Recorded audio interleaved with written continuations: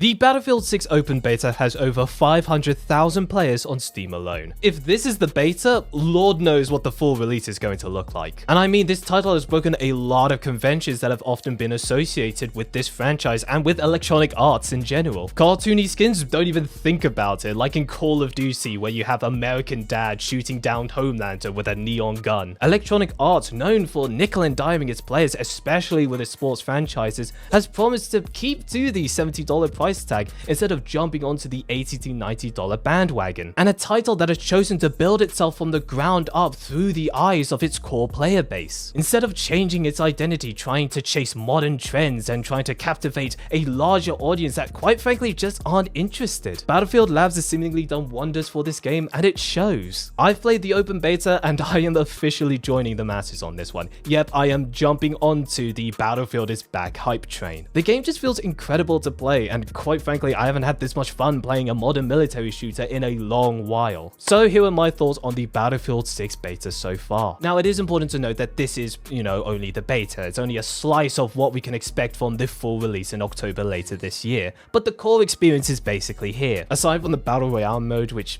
I guess is bonus content at the very least, but the custom game modes, those look a lot more promising. I have some qualms and I have some praises, but the bottom line is it is one hell of a time. It's fun to play, it's enjoyable with friends, and quite frankly, it feels like 2014 all over again. Back in the BF4 glory days, shortly after its buggy launch, where it was undoubtedly the peak of large-scale shooters. I'll be honest here, it's not revolutionary. Heck, there's nothing necessarily new here that makes it stand out from its predecessors. There's no cataclysmic weather events, there's no behemoths, and there's no USAS-12 with frags. It is baseline Battlefield, and that's exactly what makes it so good. I mean, the 4-class system, it's like it never left. I mean, in the beta, the kits do feel a little bit limited at the moment, but each class does feel distinct and unique, and they mold really well together to create a very coherent squad. Assault takes out cover, engineers are the lifeline and bane of vehicles, support revives teammates if you can reach them without getting shot at,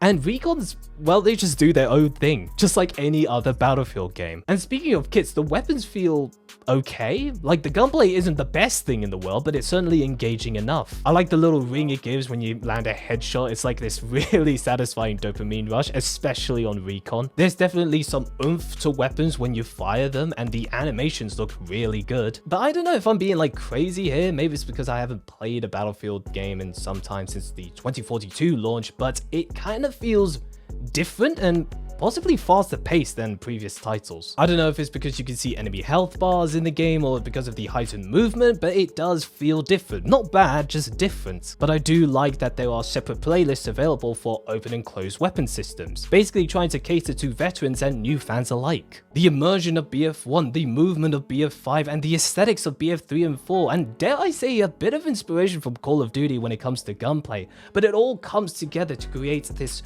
really high quality package. The weapon pool is a little bit limited at the moment, but I'm hopeful that there will be more at launch aside from just one sniper and one shotgun. But even with such a small number of weapons available, I do feel there are some disparities here. Like, I feel shotguns suck at this game, LMGs feel a little bit underwhelming, and assault rifles are some of the best weapons in the game, and don't even get me started on the sniper rifle. That's been my experience with the weapons so far with the few hours that I've played Battlefield 6's open beta. I'm not exactly saying that I'm the equivalent of like an esports player when it comes to mechanical skills, so take with that what you will. I also want to highlight the weapon attachment system itself. I initially thought that having like a point-based economy would be a hindrance more than anything, but thank God it is here. The baseline weapons themselves kick like a horse, but you slap a barrel and a foregrip on these things and it's like the concept of recoil just doesn't exist anymore. Hopefully they get toned down a little bit when the game fully launches. Also have a few issues with the maps, specifically with Liberation Peak, which is the only large-scale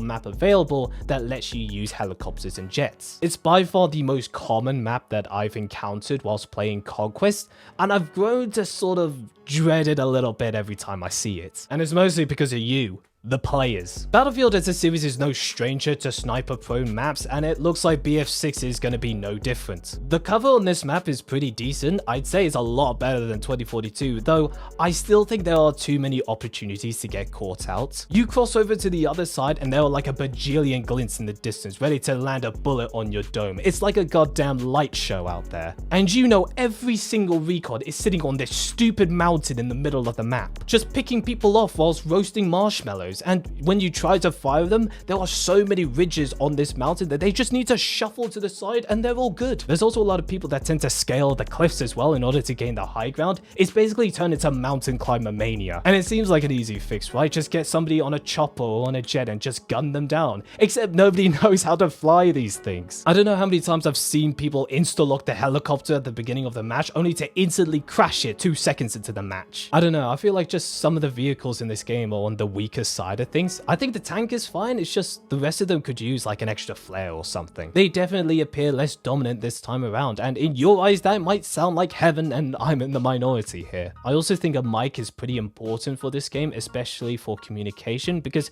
it's pretty difficult to actually coordinate with your team without a mic. The most you could do right now is like ping an objective and spot an enemy, right? But I feel like something like a communication wheel would be pretty good for this game. Being able to like say to your teammates, oh, I'm holding this choke, or oh, I'm moving here, or I need ammo, just so that, you know, people who prefer not to use their voices are able to at least, you know, coordinate with the rest of their team. Otherwise, when you get knocked out, there's not really a lot you can really do to warn your teammates, and you just have to watch in despair as they run towards you and the guy who's in the corner that took you out just guns them down also. But so far the biggest problem I've encountered for me personally has been stability for the most part, a few performance issues here and there. I'm playing on console PS5, right? And whilst the graphics look amazing, there have been a few hiccups here and there. Whether that's my ping suddenly skyrocketing out of control and I'm suddenly rubber banding left and right, or my bullets aren't registering when hitting an opponent, or not being able to exit those useless stationary missiles so you're even more of a sitting duck. Menus being unresponsive, just these smaller things that aren't necessarily game breaking but have just been inconvenient from time to time. And again, this is the beta, right? So hopefully they'll be able to polish a few things up in the next few months. And don't even get me started on the queue times. Like 200,000 is usually what I've, you know, encountered. I've seen some pretty funny numbers here and there, but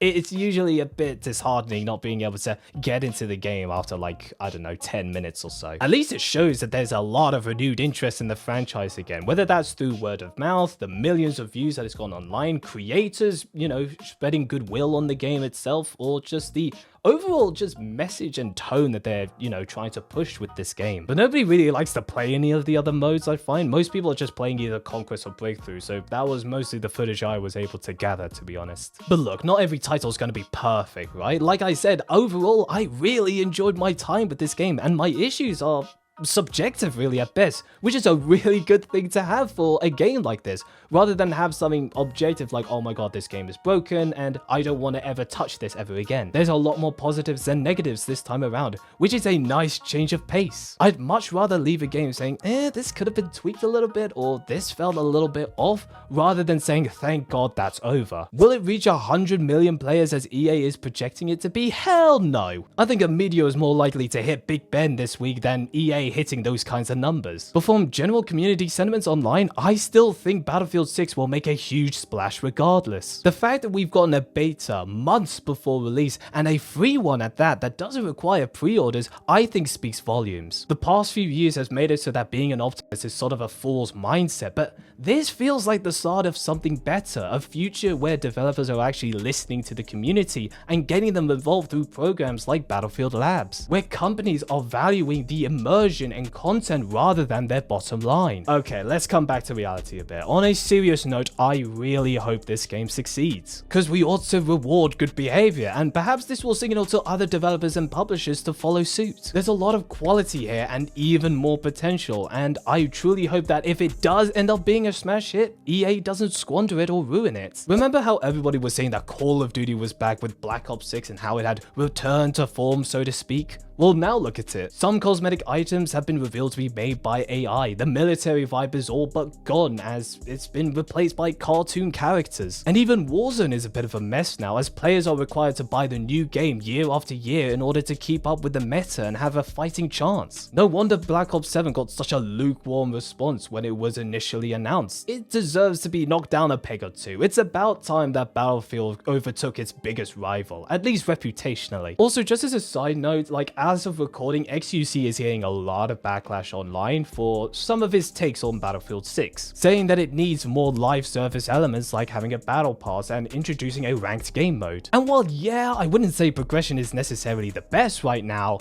A, it's a beta, so it's a sliver of what we can expect in the full release, and B, Battlefield has never really been about the cosmetics. Historically, people don't play Battlefield for the grind or for the in-game incentives because that's not really what people want. People play it because they want to have a complete experience with no strings attached, just to have a fun time and not worry about having to win or to be the best. There's also talk of ranked, which is just no, just no. I don't even think it could work for a game like Battlefield, where you need 32 players in order to fill its flagship mode Conquest. People are already complaining about queue times in other games like Valorant and Overwatch 2. You think it's going to be any better with Battlefield with how many players you need to fill a lobby with? Especially in the higher ranks where that pool of players gets smaller and smaller the higher you go? It would be dead within months. Maybe it could work for one of the smaller modes like, I don't know, Deathmatch or Rush, but there are already so many modes within Battlefield already that it just feels counterintuitive to further divide the player base. And I mean, we're getting the Battle Royale at a later point, right? So I think only time will tell how good that will actually be. Battlefield has never really been a competitive title, so to speak. It's always been a multiplayer sandbox experience where scale, immersion, and roleplay take priority. The same people who complain that Valorant, Rainbow Six Siege, and Counter-Strike have too high of a skill ceiling and are not beginner friendly